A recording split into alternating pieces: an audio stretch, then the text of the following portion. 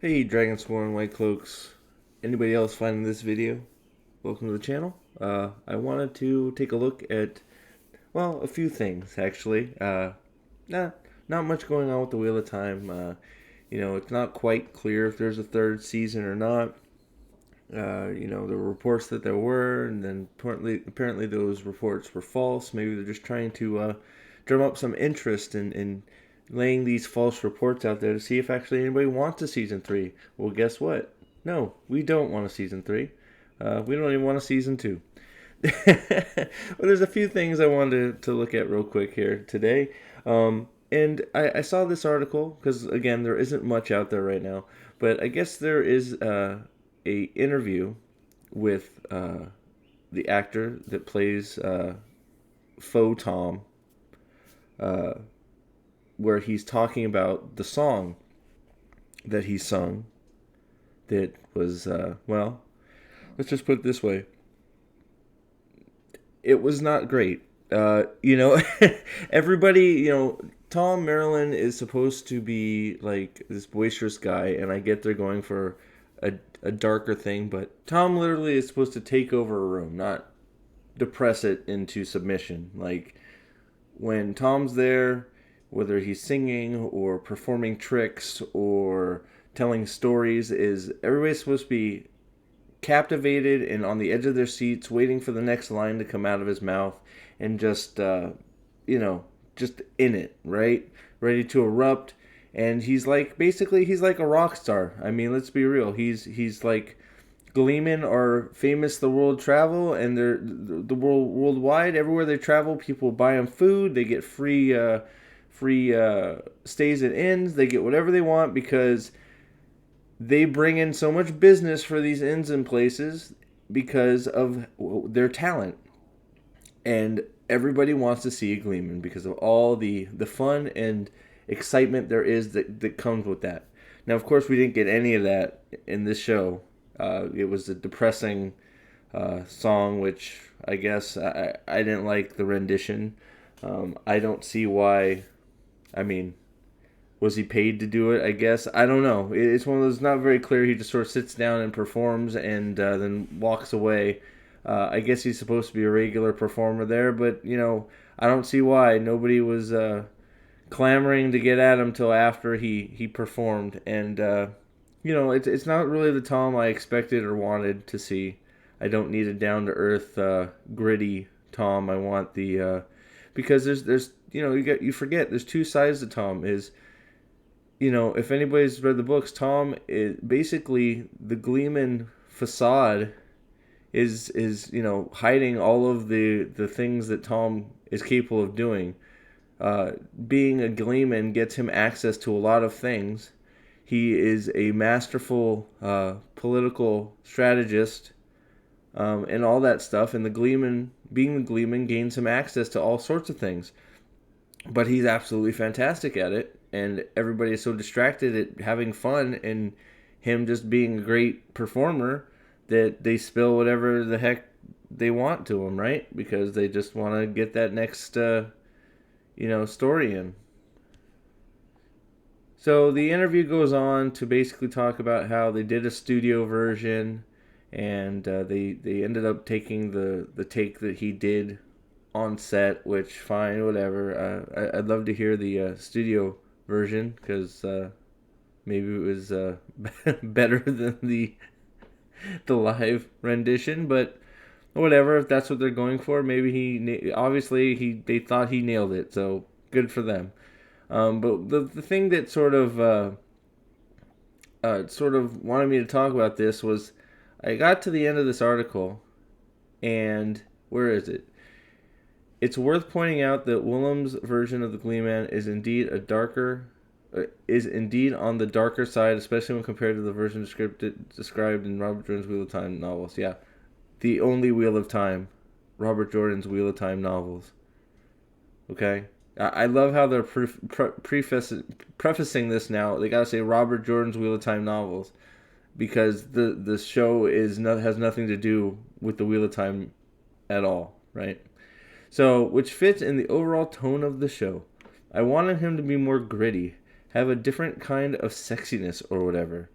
the actor joked while snapping his fingers, and not be that no flaws kind of, hey, how you doing, you know. What the fuck does that mean? So we obviously have another person that has no idea who the character is they're playing.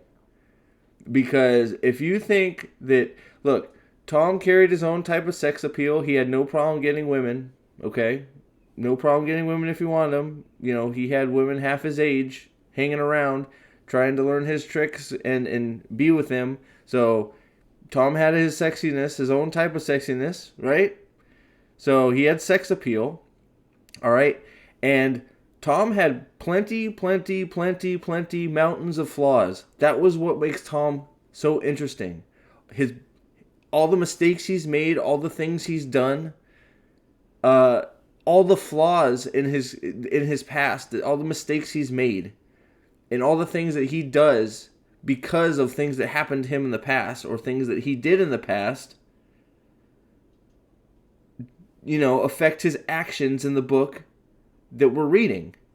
So, like, I don't know if this is just him being put on the spot and not knowing how, but I don't even, this is gibberish, and not be that no flaws kind of, hey, how you doing, you know? Like, what the hell is that? Like, I don't know. Am I wrong here? That just seems like he has no idea what he's talking about when it comes to Thom. And it would be another example of a person playing a character that they have no idea who that character is supposed to be. Right? At least that's my opinion. Agree to disagree. Obviously, you know, we're all not going to see it the same, I guess. But, you know, tell me what you think. Do you think he knows what he's talking about? I don't.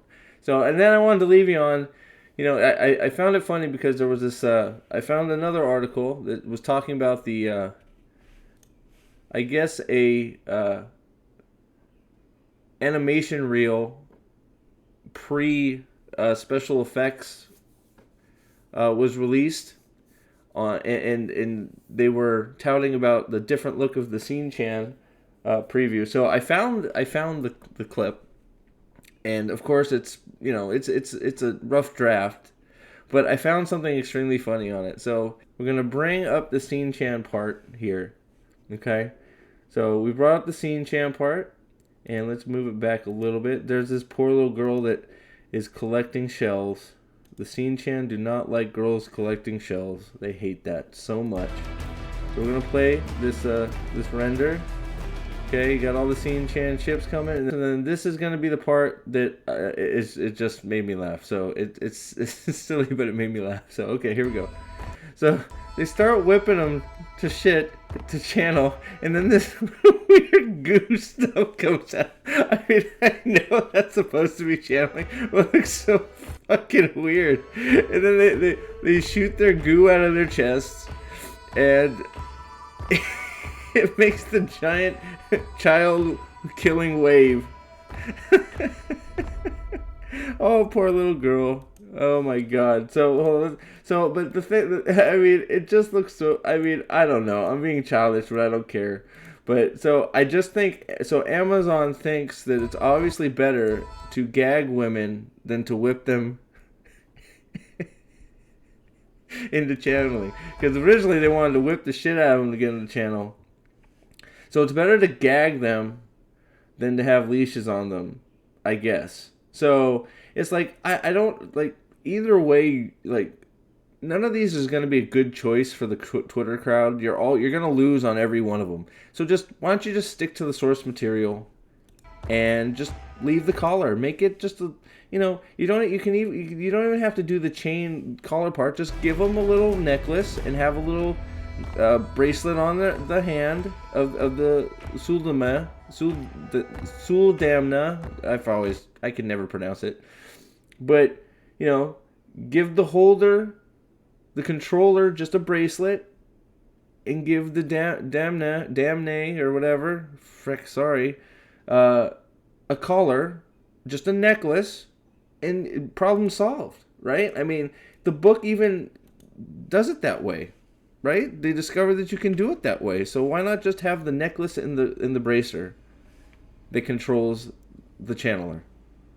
Instead, we got to put this ball gag in their mouths. And yeah, so let's whip the goo out of them and make a giant wave. Sound good? Sounds good. I think that's a perfect rendition of what happens in the Wheel of Time. Whips and goo and waves to kill little children. So that's all I got for today, guys. Like I said, not much going on with Wheel of Time. I'm going to try and find some other stuff to talk about here too. I know I've had a few other ones come up, so I'll keep throwing stuff out there. And if you want to see something else from me, let me know. Like, share, subscribe, please. Trying to get over that 800 mark on my way to 1,000. I appreciate all the feedback that I've been getting, and yeah, so thanks again for watching. All hail the Lord Dragon, and we will see you next time.